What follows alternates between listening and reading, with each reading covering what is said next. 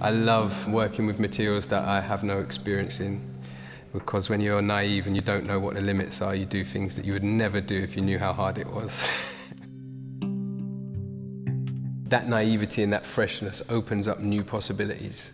But you still have to be professional, you still have to challenge yourself, work through your ideas, you know, all of that. But the naivety is just not being limited by knowing how hard it's going to be to make.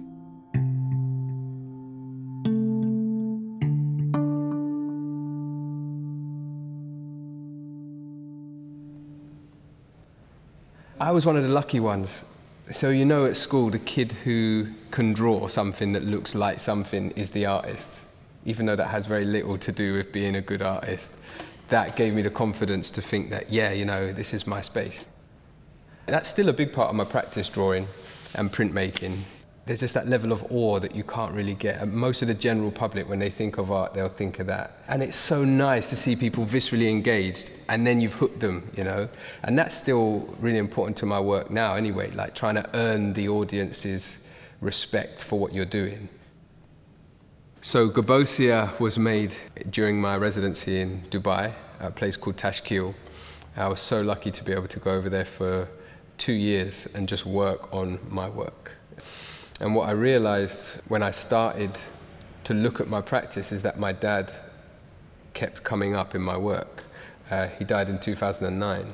And he kept re-emerging in my work. And I was like, this is really interesting. And I realized I hadn't processed a lot of stuff about how he died, because he died under kind of strange circumstances.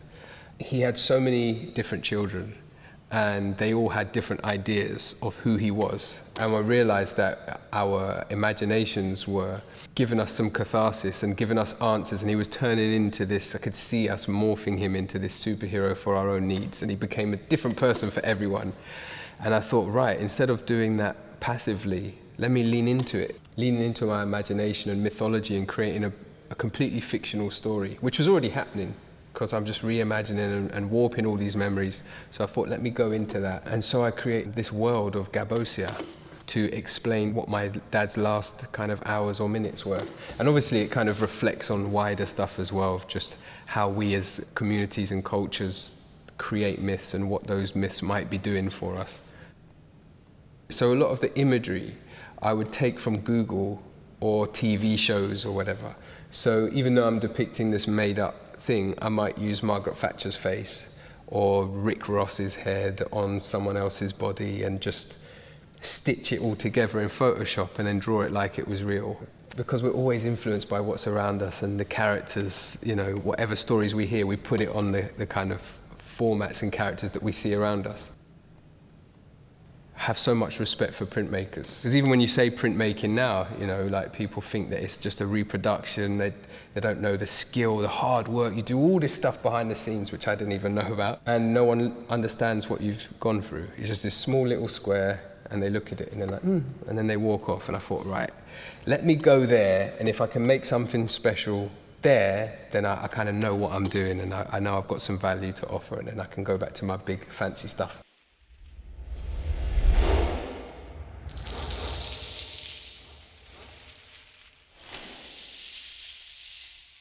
I always knew I wanted to do film, but it just always felt out of my grasp, you know, because I didn't know anything about any of that. It all looked so expensive. But I thought, actually, you know what, I need to get into film at some point. And I didn't know anything about it, but I was naive and excited about doing it. And so I started Chainmail 1, that was my first film. And I just felt like there was something really interesting with the material, because it's so heavy.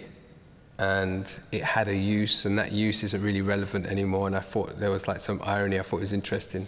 So I bought some steel wire, started rolling it round, and then you get these coils, and then you cut the coils, you get the rings, and then you start weaving the rings into a certain shape. And I started with like a circle, and it was taking just ages, and it was only about this big at the time. So I applied to the Arts Council, and that was the first time I ever got Arts Council funding. And I said, look, I need some help.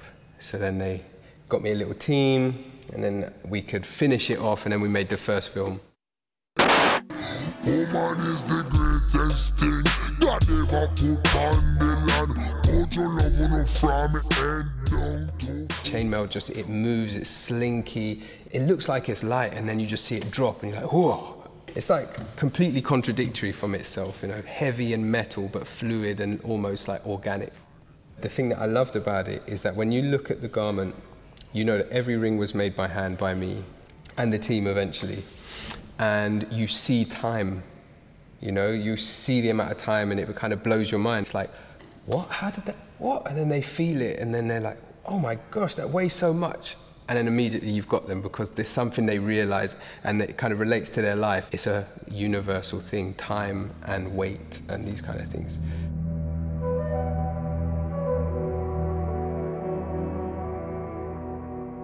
In my films, I started working with people I knew, so friends and family, people that were close to me.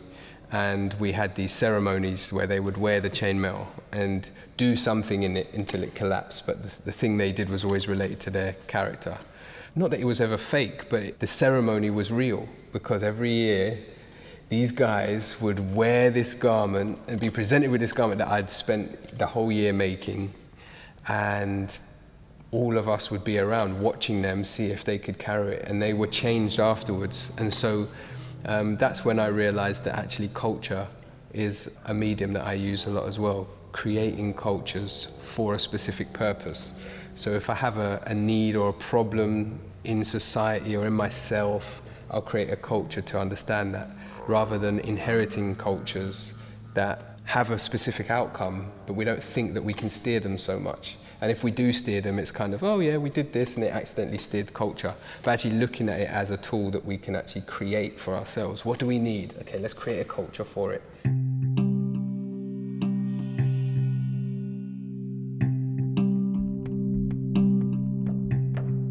Is It Just Me or Is It You was the name of the exhibition that I unveiled, Chainmail 2 and 3. It had a series of photographs, but also had the garments in there as well.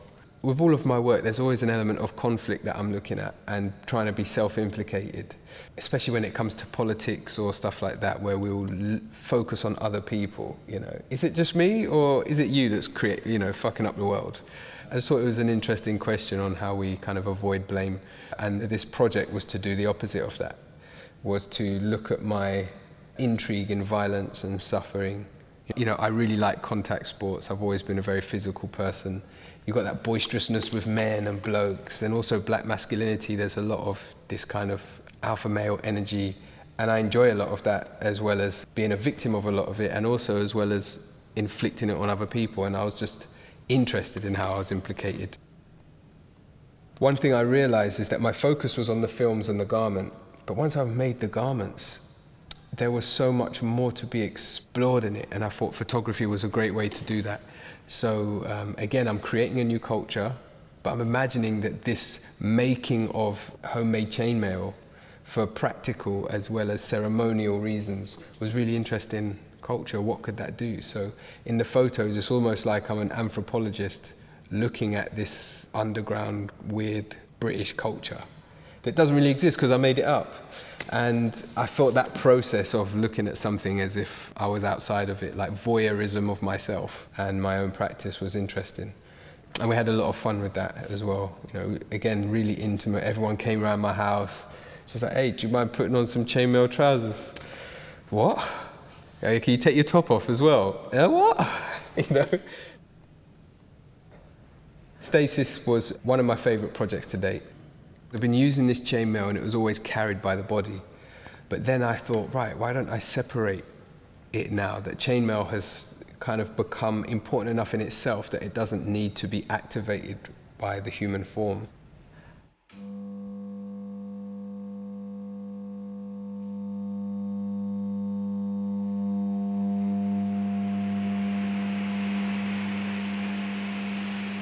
What I love about Stasis is that it was just so contradictory. I love contradictions. It's so much of something and it's also so much of something else, and it's very hard to define. So you have this heavy metal, mechanical, industrial object that's being swung around with a motor and it lives in this big steel box. But then it was so organic and it was so creative. It was like it was completely natural.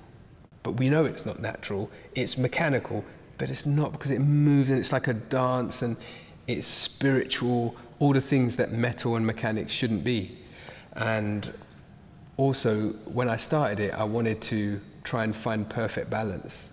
But then, as we went further in, it was so impossible to get that balance. One extra hoop somewhere, which we don't even know where it is, puts it slightly off balance. So it looks like it's balanced, and then it swings out, and then before you know it, it becomes violent and dangerous. If you're too close, it was like over 200 kilograms of steel spinning round.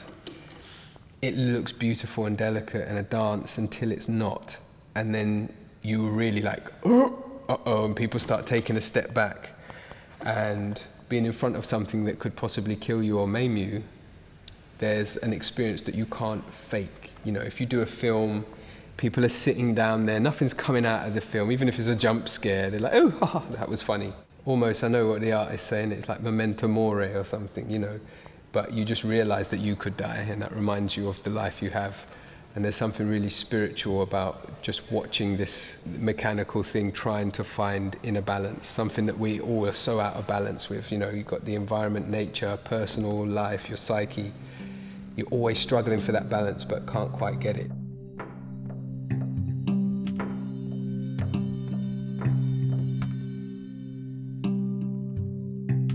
What keeps me making art is obsession. You know, I'm obsessed with it. When I walk down the street, I think about stuff. I'm getting ideas all the time. I'm interested in how things move and work, and you know, if you change one thing here, what happens? It's a bit like a scientist, I think.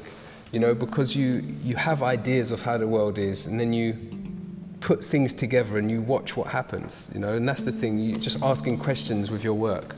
And I'm really inquisitive, so I'll make art for as long as I'm interested in the outcome, like the answers of what I find. But I don't just make art for myself. It's very much about an audience. So as long as I feel like I've got something to offer, or some questions that could make people scratch their heads, then yeah, then I'll keep making it.